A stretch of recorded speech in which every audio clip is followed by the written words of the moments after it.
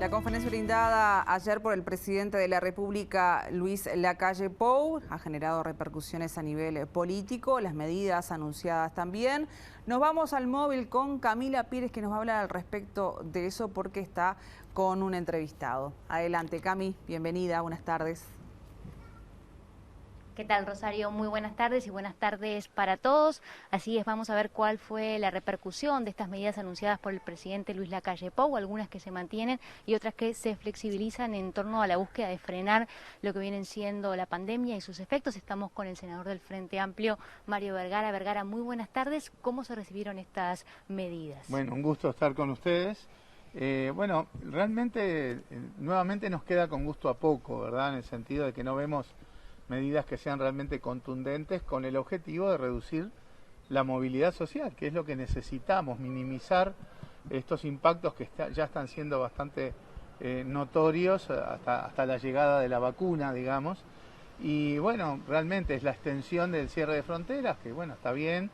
El tema de la inspección y las sanciones a las empresas que no cumplan con los protocolos sanitarios, nosotros estamos muy de acuerdo con eso, al punto tal de que en ese mismo espíritu el Frente Amplio había propuesto, en ocasión de la discusión de los artículos 38 y 44 de la Constitución, un artículo que decía esencialmente esto, pero después la extensión de horario en bares, la apertura de algunos espectáculos públicos no parecen ir en la dirección necesaria de reducir la movilidad, ¿verdad? ¿Qué tipo de medidas esperaban cuando se habla de algo más restrictivo, por ejemplo? Bueno, obviamente habrá expertos en los distintos ámbitos que tendrán más ideas que nosotros, pero un ejemplo que siempre ponemos es el que así como para el transporte interdepartamental se puso un aforo y eso obviamente hizo que el gobierno subsidiara esa medida, eso no está pasando, por ejemplo, en el transporte metropolitano, donde todos vemos todos los días cómo van las unidades de transporte llenas de gente, que que implicaría obviamente también poner un aforo y subsidiar, ¿verdad? Nosotros tenemos la intuición, porque uno no lo puede afirmar, de que el gobierno se limita en tomar medidas necesarias desde el punto de vista sanitario, porque es reacio a volcar más recursos para el combate de la pandemia. El tema es que en el manejo de las perillas, en el último mes y medio, 2 meses, está claro que la perilla de salud debería tener una ponderación bastante más alta que la de la economía y poner la capacidad económica del Estado, la capacidad financiera del Estado, que la tiene, al servicio de medidas que son imprescindibles en el terreno sanitario, porque si no reducimos la movilidad social de manera más contundente, no vamos a tener ninguna meseta en las cifras de contagios y mucho menos una reversión del proceso. Vergara, ¿recursos para qué áreas? Bueno, por ejemplo, subsidios para el transporte, para limitar el aforo de transporte en el terreno metropolitano, ni siquiera parecen ser cifras demasiado voluminosas. En todo el año 2020, lo que el gobierno volcó para el combate a la pandemia, sobre todo en seguros de paro, exenciones tributarias, no tanto en el terreno social, que fue la menor parte, apenas llega a 1 punto del Producto Bruto Interno, que es algo absolutamente bajo en cualquier comparativo internacional. Todos los países del mundo han priorizado volcar recursos para combatir la pandemia, el Uruguay definitivamente no, incluso planteó más bien la necesidad de ahorro y ajuste fiscal.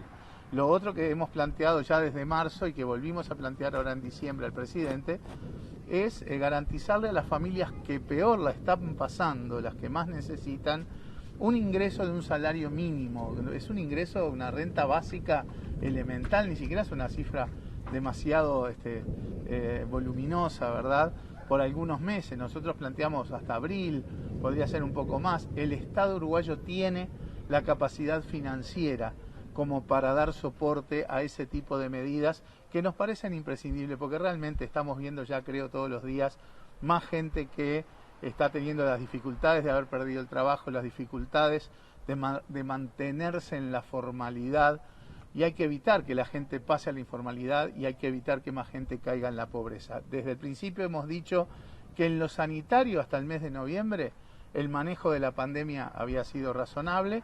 Ahora con el recrudecimiento creemos que faltan tomar medidas más contundentes y eso lo asociamos a algo que sí hemos tenido una visión diferente del gobierno, que es la del apoyo económico, en el terreno económico, en el terreno social, que el gobierno ha sido muy reacio a volcar, y bueno, hoy es más necesario que nunca, reitero, porque hay mucha gente que la está pasando mal, que está empeorando su situación y hay que sostenerlas para que las cosas no empeoren, porque después todo va a ser más difícil y más costoso. Se hablaba también de la negociación a propósito de las vacunas, cómo se recibe también esta información y de la necesidad de mantenerlo bajo o preservar ese tipo de negociaciones. No, está claro que cuando hay negociaciones de este tenor hay que mantener ámbitos de confidencialidad, nosotros no hacemos problema con eso. El Frente Amplio sí lo que reclamó ya hace bastante tiempo es información, y recién el otro día en la comparecencia del Ministro de Salud y del Secretario de Presidencia tuvimos un volumen importante de información. Nosotros hay procesos que los vemos razonablemente, el trabajo en el sistema de salud, por favor, lo que está haciendo el personal de todo el sistema es realmente encomiable, ¿verdad? Todo un montón de medidas que se tomaron para la atención sanitaria del asunto, nosotros lo vemos bien. Lo de la vacuna, creemos que sí, hubo un rezago, digamos, en el proceso de avanzar en la negociación, quizás nos confiamos demasiado en el famoso COVAX, que va a demorar más, y nosotros creemos que ojalá lo mejor que le puede pasar al país es que cuanto antes, cuando el gobierno no va a tomar ninguna tesitura irresponsable, va a tomar justamente del conjunto con el asesoramiento científico, vacunas que ya están validadas por las principales agencias evaluadoras en el mundo, de Estados Unidos, de Inglaterra, de Europa. Ya hay por lo menos 4 vacunas que están validadas, que dan las garantías básicas como para poder empezar a inocular. Por lo tanto, nosotros creemos que hay que acelerar ese tranco, sabemos que las negociaciones tienen sus vericuetos, que hay un marco de confidencialidad que es razonable,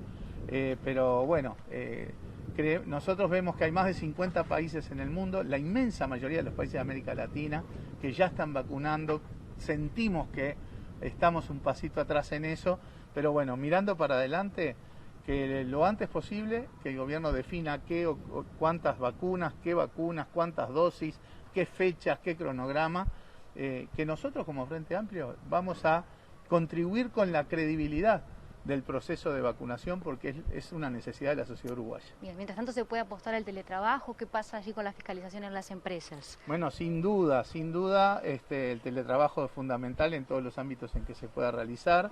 Fue una buena medida que se tomó allá en marzo, teletrabajo, teleeducación, que fue de las que ayudó a que durante varios meses nosotros evitáramos una ola de contagios. Creo que ahora hay que volver al teletrabajo, en el sector público ya hay medidas al respecto, se estimula al sector privado.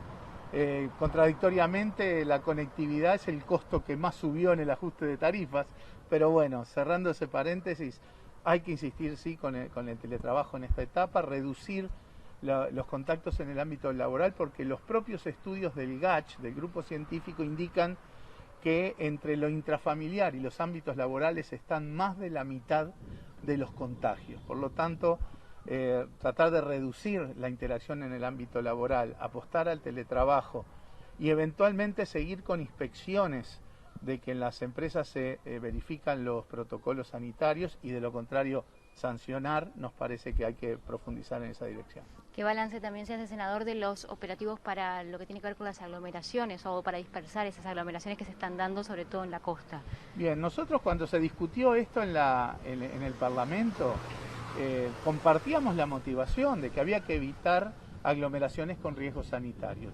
Entendíamos que la forma de implementación debía ir no por el artículo 38 de limitación del derecho de reunión, sino por el artículo 44, pero en nuestro propio proyecto también planteábamos la necesidad de evitar esas aglomeraciones y de eventualmente, llegado el caso, recurrir a las fuerzas del orden. Creemos que hasta el momento esas cosas han operado razonablemente. Nuestro punto de discrepancia en su momento era de que era el Ministerio de Salud Pública el que debía validar que alguna aglomeración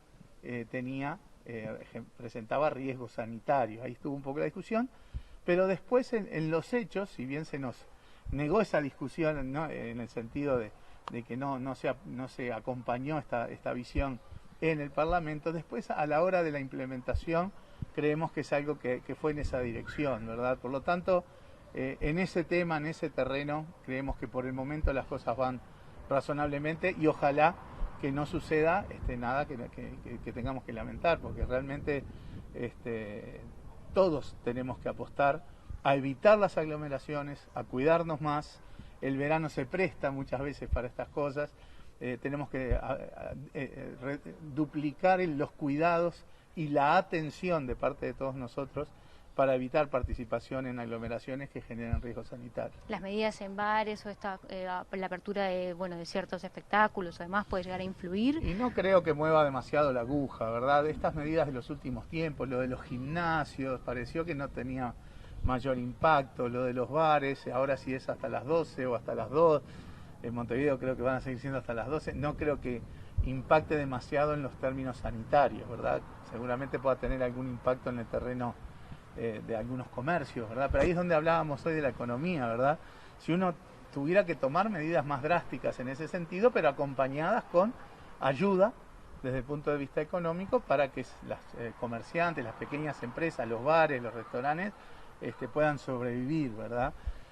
Por lo tanto, ahí yo creo que esas son medidas que no mueven la aguja.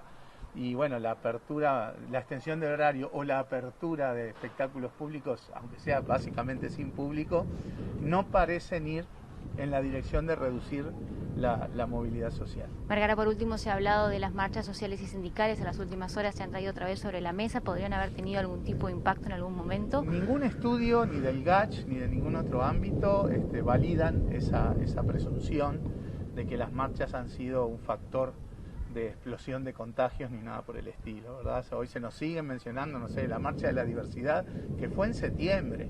Como la marcha de la diversidad de septiembre, tuvimos octubre, noviembre, con guarismos todavía muy buenos, puede ser responsable de algo que empezó a ocurrir a fines de noviembre o en diciembre, ¿verdad?